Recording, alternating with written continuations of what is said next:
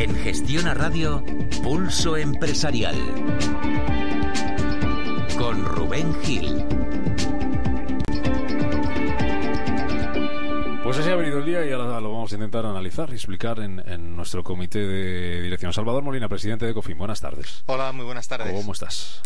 Aquí, empezando esta corta semana madrileña de 4 días. Hemos perdido un 20% nada más empezar la semana. Habla por ti.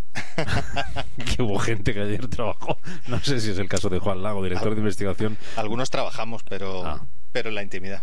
Bueno, pues no, aquí nosotros en público, desde todo el día, vamos. Juan Lago, director de investigación de Constanta Business and Protocol School. Buenas tardes. Hola, buenas tardes. También puente, ¿no? Sí, también puente, también trabajamos, pero en la intimidad, al igual que Salvador. Es una buena manera de trabajar también. Sí.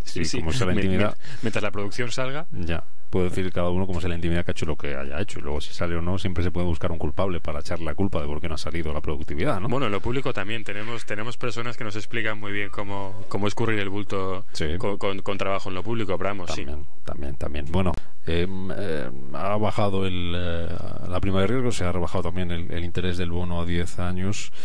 Javier Santa Cruz, economista investigador de la Universidad de Essex en Reino Unido. Buenas tardes. ¿Qué tal, Rubén? Muy buenas tardes. ¿Cómo estás? ¿Cómo se agradece la cobertura española, Esto ya se agradece un poquito. Esto ya se agradece, que lo de ayer fue caótico. Fue horrible. Digo yo, Javier, que bastante tienen los mercados con Portugal y con Grecia como para fijarse en Cataluña. ¿O sí? No, desde luego. Ayer además lo comentábamos brevemente, que sin duda el objeto de atención es lo que está pasando en Portugal, lo que está pasando además con las próximas elecciones generales, más que prestar atención a una comunidad autónoma de un país en el cual existe una cosa que se llama Constitución, que se va a aplicar en el momento en el cual se produzca cualquier tipo de desbandada o de ilegalidad como la que se pueda producir en los próximos meses, y entonces los mercados al fin y al cabo confían en esa reacción rápida que tuvo el presidente del gobierno, en que además ha reunido a las principales fuerzas políticas, tanto las que están en el Parlamento como las que van a estar a partir del día 20 de diciembre, y eso es juzgado como algo muy positivo. Y desde luego yo sinceramente, mi muestra ciertamente puede ser representativa después de hablar con bastantes bancos de inversión, con operadores de mercado, etcétera, y entonces la práctica mayoría de todos ellos pues lo que consideran más importante es el que se puedan revertir las reformas. Y dentro de esa categoría de reversión de reformas entra tanto lo que puede pasar en Portugal, donde preocupa y bastante las propuestas del próximo gobierno, que probablemente salga después de la moción de censura, y por supuesto lo que pasa en España a partir del 20 de diciembre. En Portugal, que tenemos la noticia de la tarde, tenemos ese lío, se votaba la moción de la izquierda contra ese plan de gobierno de Passos Coelho, se ha rechazado y ha caído el gobierno también. Ahora que parece que la cosa económicamente en Portugal iba tranquila, nos encontramos con esto, Javier.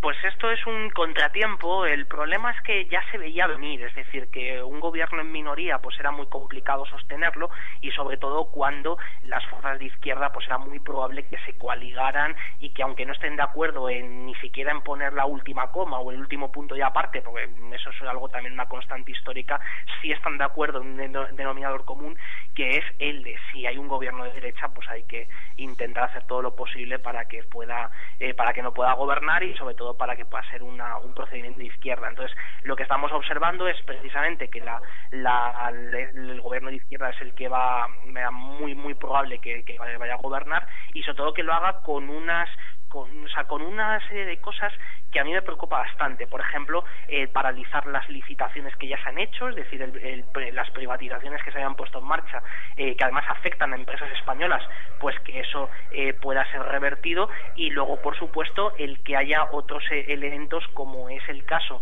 de los compromisos adoptados con Bruselas por el rescate, pues que esos compromisos sean relajados, y que el gobierno de Portugal pues se vea con una legitimidad que no le corresponde a la hora de haber prometido unas reformas que al final pues no va a realizar. Eso me preocupa bastante. Y Grecia, luego está Grecia también, Javier. El Eurogrupo paralizaba ayer el desembolso de ese tercer rescate a Grecia porque no se está cumpliendo con lo pactado. ¿Puede volver a ser un dolor de cabeza Grecia para Europa? Esperemos que no lo sea. yo confío en que no lo sea, en que esto sea una tirantez y sea una forma de, pues bueno, de generar tensión en el corto plazo, y sobre todo lo creo así porque al fin y al cabo lo que hemos visto y lo que sabemos por el momento es que Grecia está cumpliendo ese calendario, y que obviamente como además es un proceso que va a ser muy largo, nos vamos a encontrar pues con problemas puntuales. Entonces yo creo que de más puntual que esto no creo que vaya a ir el asunto. ¿Cómo veis este tema de Portugal, este tema de Grecia, Salvador, Juan? Grave, muy grave, me parece gravísimo, sobre todo en el caso de Grecia. Bueno, usted ya sabe que no tengo mucha confianza, no en los griegos, sino en sus gobernantes. En el caso de Portugal han hecho unos esfuerzos tremendos.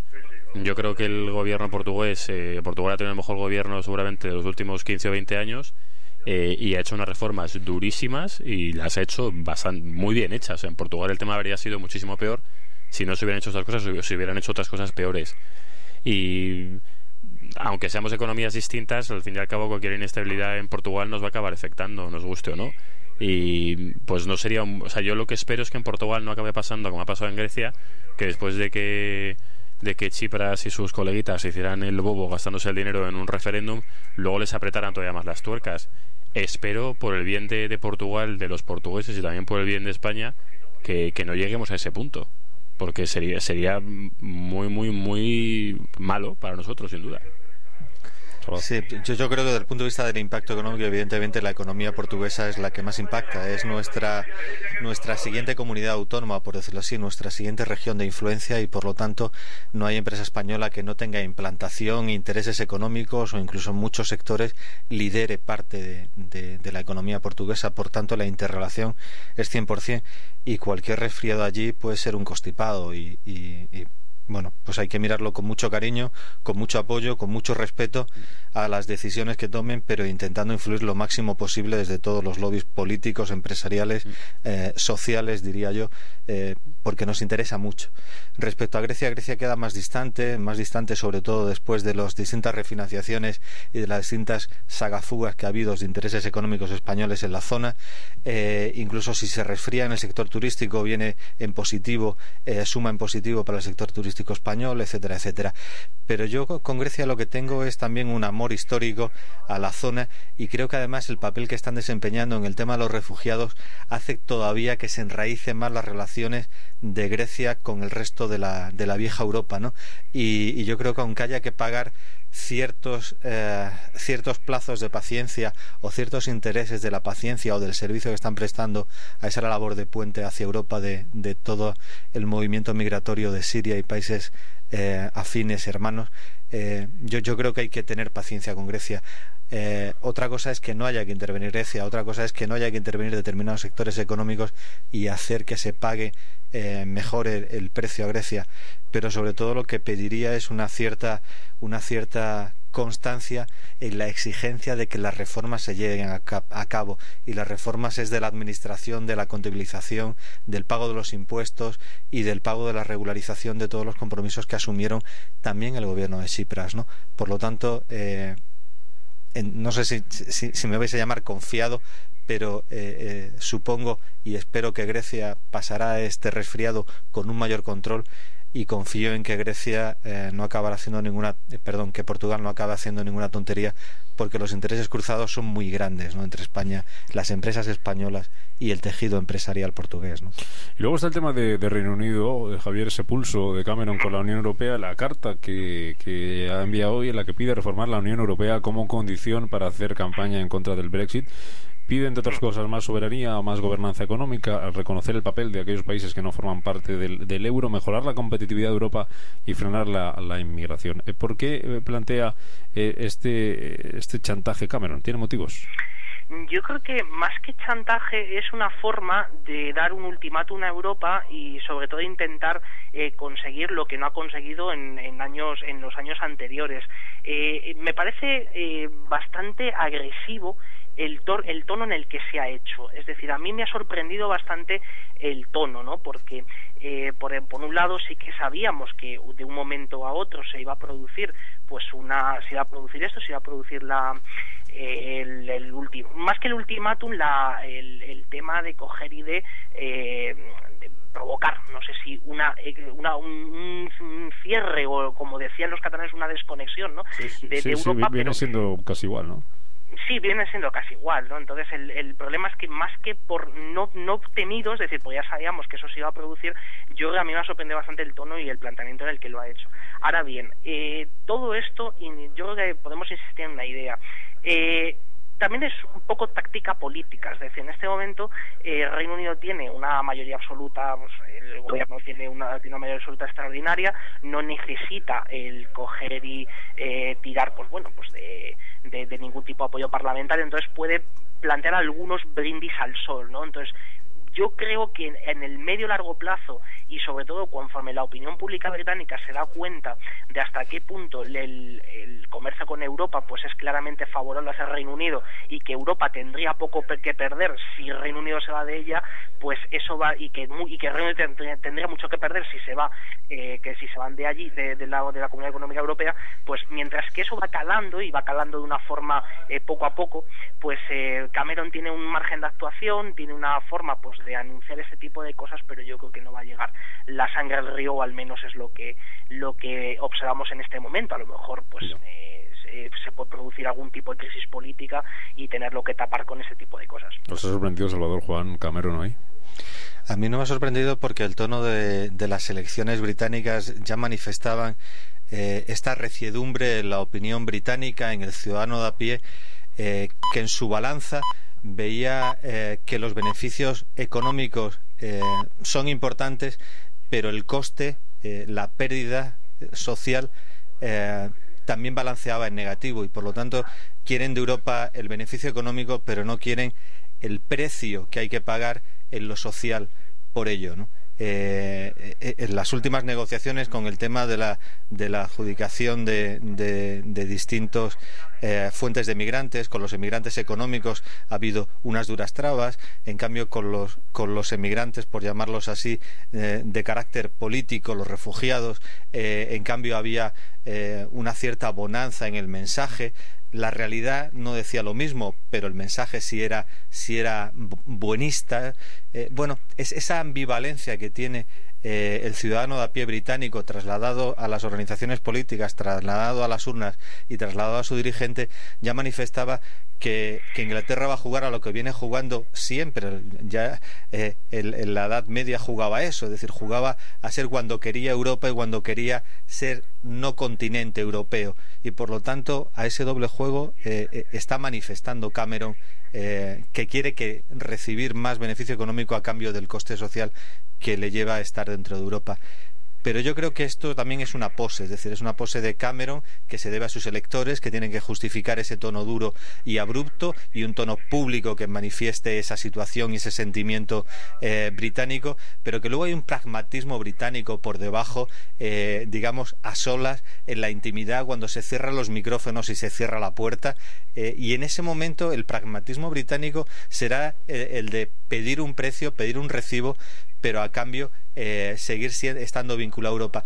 Pero con esa indiferenciación que es tradicional de un insular, en el cual quiere estar en el continente pero desde la distancia, sin estar metido en el mismo fregado, no vaya a ser que pierdan cuota de poder, cuota de independencia. Esa es un poco la idiosincrasia de los británicos en estos momentos, y yo creo que la manifiesta muy bien al 100% su líder, Cameron. Ahora me dices, Juan Lao, y seguimos hablando de esto. Dejadme que salude a Igor Urra, es el secretario general de la Cámara de Comercio de España en Reino Unido. Señor Urra, buenas tardes. Hola, buenas tardes. No le quitamos mucho tiempo, que está usted en un acto. Solo preguntarle si a las empresas españolas con presencia en Reino Unido les ha sorprendido este chantaje de Cameron. Yo creo que sorprender no es la palabra adecuada. Ya se veía venir, ya sabía más o menos de qué va un poquito este juego. La estrategia de Cameron siempre ha sido plantear un referéndum, plantear primero el referéndum y luego negociar con Europa, con la idea de conseguir un acuerdo que pueda vender Señor Urra, para que lo entendamos bien, a ver si la cobertura, si se puede mover usted un momento de ahí para que la cobertura le podamos entender. A ver, ahora si probamos. A ver ahora. Mejor. Sí, mejor. Sí. Vale, lo que decía era que el juego de Cameron ha sido siempre bastante claro, ¿no? De plantear el referéndum primero, con esa fecha ya puesta a ir a negociar a Bruselas y con la medida de poder del referéndum ya puesto, y conseguir un acuerdo que luego pueda vender internamente y pedir el sí, el quedarse en Europa, ¿no? En la Unión Europea. Estoy de acuerdo con parte de lo que ha dicho el anterior ponente, la anterior persona Molina, que ha intervenido. Son muy pragmáticos, es verdad que son muy pragmáticos, pero no deja de tener bastante riesgo lo que está haciendo, ¿Ese riesgo existe? ¿Hay riesgo real y posibilidades reales de que eso pase, de que el Reino Unido salga de la Unión Europea? ¿Sí? Totalmente. Yo lo comentaba, creo que con vosotros lo llegué a comentar también. El referéndum escocés, cuando lo plantearon, cuando Cameron lo planteó, tenía como un 80%, 20% de posibilidades de que Escocia dijera que se quedaba. Una semana antes, un mes antes del referéndum, estaba la cosa empatada y entraron en pánico. Ahora mismo, a más de un año vista que se celebre el referéndum de Europa, las cosas no están ni de lejos tan claras. Están 40-60 o 50-50, por ahí andamos. Y este es un tema muy visceral y muy sentido por la población británica. Las élites empresariales, no todas, pero sí creo que sobre todo en Londres la mayoría sí está por quedarse en Europa, pero una vez que sale de Londres las cosas están muchísimo más oscuras, ¿no? Entonces no deja de tener su riesgo el hacer esto, incluso dentro del propio Partido Conservador. El tema Europa ha sido siempre un tema muy transversal aquí en la política británica, y no da igual de qué partido seas, dentro de los conservadores tienes a favor de gente muy europeísta y gente muy anti-europea, y dentro de los laboristas igual. Puede romper el partido conservador sin ningún problema. De hecho, ya ahí dentro de lo que es el gobierno británico ya están preguntando a ver si hacen campaña por el no, por el irse de Europa, van a tener que dimitir o no. O sea que mucho riesgo. ¿Y a las empresas españolas con presencia allí cómo les afectaría ese riesgo? Las empresas españolas, yo creo que dentro de lo que cabe no les va a afectar tanto. Lo que es el mundo empresarial, al nivel de gran empresa, las reglas no van a cambiar mucho. Puede cambiar la empresa, la forma de hacer negocios a nivel local, en lo que es la pequeña empresa, si quieres, pero lo que es la gran empresa en Europa, da igual que estés en Reino Unido, que estés en Francia, que estés en Dinamarca, que estés en Suiza. Las reglas, yo creo que todos más o menos van a seguir las mismas reglas. Entonces, en ese sentido, por supuesto que no quieren que el Reino Unido salga de la Unión Europea, pero no es algo que les vaya a afectar, que vayan a tomar medidas drásticas ellos mismos y vayan a tener que irse del Reino Unido. No están en la situación en la que igual sí podrían estar algunas empresas americanas o empresas asiáticas cuya punta de lanza europea sí que es el Reino Unido. En el caso de España no es así. Entonces, yo no creo que vaya a haber ningún tipo de repercusión dramática en el sentido. No le quito más tiempo. Don Igor Urra, secretario general de la Cámara de Comercio de España en Reino Unido, gracias por atendernos. Seguiremos muy atentos estos pasos y las opiniones de las empresas españolas allí. Gracias, buenas tardes. Muchas gracias a vosotros, hasta luego. Juan. Muy interesante lo que ha comentado el señor Urra, estoy totalmente de acuerdo. Yo creo, a ver, es que a Cameron yo creo que le gusta mucho como le salió. Bueno, la verdad es que no se puede decir que el referéndum de Escocia le salió bien. Como no le salió catastróficamente mal, yo creo que ha dicho, venga, vamos a por el siguiente. Yo creo que es como la típica vez que uno sale de fiesta, se ha pasado 3 pueblos, pero como tiene recuerdos más o menos buenos y sobrevivió 2 días después a una resaca brutal, ha dicho, pues le han dicho, venga, otra farra, y aunque juró y perjuró que no lo haría, pues ha dicho, venga, ponme otra. Y es muy peligroso lo que está haciendo. Yo estoy completamente de acuerdo. Hay una parte muy visceral que son británicos a muerte. Yo personalmente creo que lo que más le interesaría al Reino Unido y a la Unión Europea es, pero no solo con el Reino Unido, también con otras economías. Yo creo que igual que está lo de la Europa de las dos velocidades, nos vamos a encontrar con una Unión Europea que de verdad va a ser una unión. De aquí en este siglo lo vamos a ver, o sea, una unión casi o prácticamente como un país, y luego habrá otra serie de países que no les interese eso, pero sí les interese tener una serie de acuerdos comerciales muy ventajosos con esa unión. Yo creo que eso es lo que está intentando forzar el Reino Unido, aunque tampoco se atreva a formularlo, pero yo creo que es lo que está tratando de forzar, y creo que sería la mejor salida para todos, porque a nosotros también nos interesa que el Reino Unido permanezca en la Unión. ¿Algo más, Salvador, Javier, breve? Sí, yo más allá del análisis de la situación y de la coyuntura política en la que Cameron pone a Europa y pone también a sus ciudadanos, iría al ¿y después qué?, ¿no? Es decir, ¿cuáles serían las consecuencias? Y yo creo que antes lo han apuntado muy bien. Las consecuencias en lo político serían claves, es decir, un contribuyente nato a los fondos de la Unión Europea y una de las 5 grandes economías, la primera o la segunda, según se miren determinados aspectos de Europa, desaparece de ese club de países ricos de Europa. Pero más allá de las consecuencias políticas, desde el punto de vista de la empresa, las consecuencias serían prácticamente nulas o incluso negativas para el Reino Unido. Y me explico. Primero, el gran daño sería atribuido al sistema de la moneda única, pero es que no están en el euro y por lo tanto el que se vayan no afecta a un país que salga de la zona euro porque no están en la zona euro. En segundo lugar, afecta, como decía anteriormente, a las multinacionales implantadas en Reino Unido pensando en su pista de aterrizaje en la Unión Europea.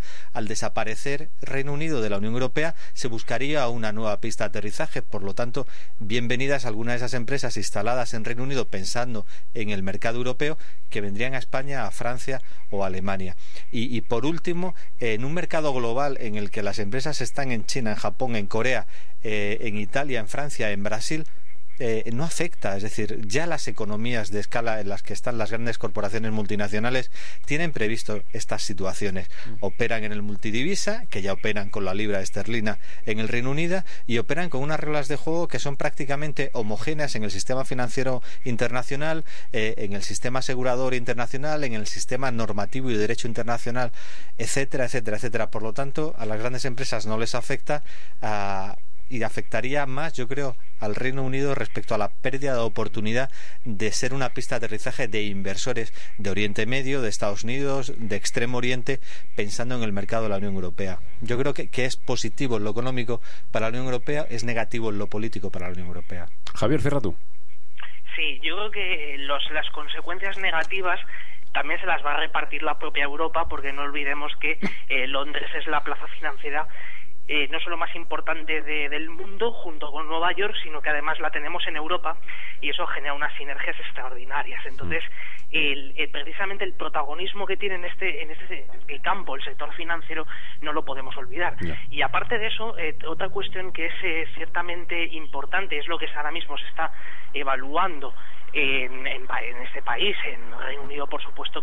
Por ejemplo, pues cuando se produjo la campaña del referéndum de Escocia, yo me acuerdo que venían, por ejemplo, a nuestra universidad venía gente pues hablando de las bondades de esto, y ahí quien tuvo que dar el golpe encima de la mesa fue el Banco de Inglaterra, diciendo que si Escocia se independizaba, que se olvidaran de la libra esterlina. Entonces yo creo que en este caso el golpe encima de la mesa viene por otra vía, que es la de si ustedes se van, no pretendan firmar un tratado de libre comercio. Es decir, las posiciones, y esto es una cosa que el secretario de la Cámara de Comercio también lo ha comentado, pero que es una de las viejas historias, que es la de la ruptura del Partido Conservador. Esto lo llevamos viendo desde hace 40 años, es decir, la contraposición entre los que son partidarios de Europa con los que son, primero eran euroescépticos y ahora muchos de ellos ya son directamente antieuropeos. Pues todo esto llevamos muchos años viéndolo, nunca se ha roto el Partido Conservador. El Partido Conservador, de hecho, tiene cosas más importantes incluso por las que tener tensiones internas que por el tema de Europa. El tema de Europa es importante, pero no es desde luego lo más importante de todos los planteamientos que están haciendo de política económica. De hecho, ahora mismo les preocupan bastante más. El otro día lo comentaba con uno de los diputados en la Cámara de los Comunes, y decían que el riesgo en este momento es que se rompiera, o al menos más que romperse el partido, que se crean dos facciones después de que una de las medidas estrella de la política fiscal de esta nueva legislatura, que es el intentar cortar la sangría de gastos que se está yendo a créditos fiscales, es decir, a concesión pues prácticamente de subvenciones a contribuyentes pues que tienen familias numerosas, discapacidad, con bajos ingresos, etcétera, pues que esos créditos fiscales han sido, el ministro de Hacienda presentó un recorte bastante importante y eso se lo han tumbado en la Cámara de los Lores. Entonces los Lores en ese sentido les preocupa bastante más por la carga, no solo ya por la carga normativa, sino sobre todo por la carga simbólica, de que una Cámara pues de esas características se haya producido la ruptura del partido y la ruptura también, por supuesto, de la negociación con el resto de la oposición, y ahí la oposición es prácticamente, viendo los laboristas desde luego no están haciendo demasiado, y ahí quien tiene la palabra son los 58 diputados en la Cámara de los Comunes que vienen del Partido Nacionalista Escocés, es decir, que esos son los que también están haciendo bastante hincapié en ello. Pues el viernes contamos más cosas. Acuérdate que aquí en España al cruzar se mira para la izquierda, ¿eh? No te ve que vienes de una semana allí de Londres, a ver si tenemos un susto. Hasta el viernes, Javier Santa Cruz. Un abrazo fuerte. Muy bien, un abrazo, Rubén. Hasta luego. Pues enseguida con Juan Lau, con Salvador Molina, hablamos de la campaña de Navidad, de esas contrataciones, de si han comprado ya el regalo de Reyes o han hecho su lista de peticiones. Las 8:44.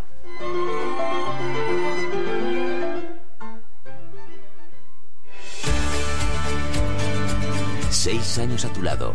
Gestiona Radio. Te contamos la economía en primera persona. Accede con ibroker.es a una amplia gama de futuros, opciones, CFDs, forex y sistemas automáticos de trading, con comisiones profesionales, plataformas sencillas y fáciles de usar y herramientas gráficas avanzadas totalmente gratuitas. Entra ya en ibroker.es y descubre lo que solo un broker español especialista en derivados puede ofrecerte. iBroker, reinventando el trading. Hola, soy Emilio. Soy taxista desde hace más de 20 años y sé lo importante que es el cuidado y mantenimiento del motor del coche. Por eso, yo no me la juego y utilizo un carburante de calidad como el nuevo carburante Repsol con Neotec, que alarga la vida del coche y reduce el riesgo de averías. Cuando el coche es tu modo de vida, arriesgarse a tener una avería no merece la pena. Nuevos carburantes Repsol con Neotec. Solo en las estaciones de servicio Repsol, Camsa y Petronor. Si quieres conocer más sobre Neotec, entra en Repsol.com.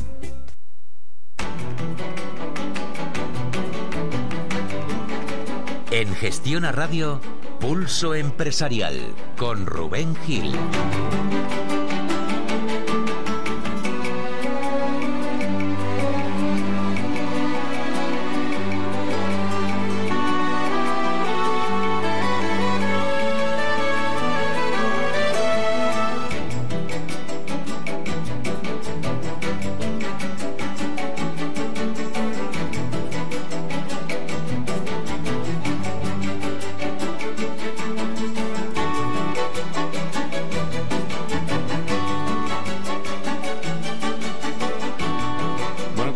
Seguimos aquí en Gestiona Radio, en Pulso Empresarial, recta final de este programa de martes, día 10 de noviembre. Vamos con esa campaña de Navidad. Ya han venido contando las empresas esas buenas previsiones, el gran consumo. ECOC lo decía la semana pasada en ese congreso que celebraba en Barcelona, esas buenas previsiones de ventas. Malas previsiones también para el mercado laboral. Desde ADECO esperan que las contrataciones vuelvan a niveles previos a la crisis. Se firman 850.000 nuevos contratos, 7.000 de ellos ha anunciado hoy el Corte Inglés. ¿Qué te dice esto, Salvador? Pues nos dice que seguimos en el movimiento cíclico del empleo en España. Hace una semana hablábamos en este mismo micrófono del valle en el que se produce la caída del empleo en el mes de noviembre, y hoy nos toca, una semana después, hablar de la cumbre que se produce en el fin de año con la campaña de Navidad, pero además con una cumbre más alta que en los años anteriores. Volvemos a los niveles precrisis respecto a la recuperación del empleo estacional de la campaña de Navidad. Los grandes almacenes, las cadenas de distribución, las propias couriers, los propios empresas implicadas en la distribución, paquetería, mensajería, etcétera, etcétera, están haciendo enormes esfuerzos de cara de la campaña de Navidad. También toda la industria que tiene que ver con la promoción, desde las artes gráficas a todo lo que es la publicidad y la comercialización, y por lo tanto son buenos momentos para disfrutar del repunte del consumo en España, del repunte a los niveles de cifras de empleo de antes de la crisis, y por lo tanto es una constatación más de ese 3,2%, 3,3% según el gobierno de crecimiento del PIB que pronostican pues todos los gurús de las interpretaciones futuristas, ¿no? Eso lo vamos a conseguir, se va a conseguir un empleo no estable, estacional, pero tan importante como los años anteriores a la crisis, y esto es un índice más de la consolidación de la economía española. Para mí es muy positivo. Yo estoy sufriendo ya atascos precrisis, lo cual es una buenísima noticia, y a mí esto me parece una noticia fantástica. Hombre, lo suyo, si fueran 850.000 empleos no temporales, si no fijos, sería espectacular, ¿no? Pero bueno, aún así sobre todo lo que muestra es la confianza que tiene el distribuidor, el retailer español, o el retailer que está ubicado en España, en que va a tener una campaña de Navidad muy muy buena. Y eso pues siempre es una muy buena señal. Es una parte importantísima para determinadas compañías, es una parte importantísima de la facturación del año, o sea que fantástico. Dejadme que salude a don Javier Barbás, el director comercial de Adecco Eurovendex. Hola, don Javier, buenas tardes. Hola, muy buenas tardes. Más de 850.000 empleos prevén ustedes desde Adecco para esta campaña de Navidad, y además la buena noticia es que esperan que los contratos tengan más duración que en años anteriores, ¿no? Sí, pues parece ser que efectivamente, como os apuntaba anteriormente, las previsiones son favorables.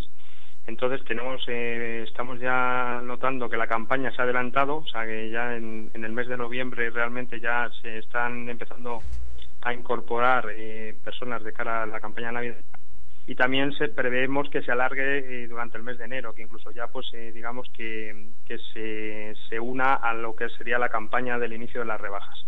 Con lo cual realmente prevemos que la campaña se alargue hasta finales de enero. Contratos que se van a firmar sobre todo, don Javier, en el consumo, ¿no? En el gran consumo, todo el tema de ventas de Navidad, ¿no? Sí, la verdad que el sector del gran consumo verdaderamente es en el que se prevén, por otro lado es lógico, ¿no? Es donde mayor índice de incremento de contratación se prevé, que rotaría en torno, según nuestras previsiones, en torno al 30%. Y básicamente estaríamos hablando de perfiles de carácter comercial, como pueden ser promotores, artistas, dependientes, gestores de punto de venta, y también lo que son servicios de atención al público a través de teleoperadores, etcétera, ¿no? ¿Por zonas cuáles se van a comportar mejor geográficamente? A nivel de lo que es crecimiento en comparación con el año pasado, los mayores incrementos los tiene la Comunidad de Madrid, seguida de Castilla-La Mancha y Cataluña, y sin embargo lo que es la comunidad que mayor volumen o número de contratos se prevén es la Comunidad Valenciana, seguida de Cataluña y de Madrid. Salvador Molina, que le quiere preguntar a don Javier Barba de Adecco Eurovendex. Yo le quería preguntar una maldad, pero creo que ya la ha respondido, y es si de alguna manera penaliza la situación económica a Cataluña por el tema político, pero ya nos ha dicho que entre los primeros lugares del ranking de crecimiento en el empleo también está Cataluña. Así que le preguntaría una segunda cosa. ¿Se nota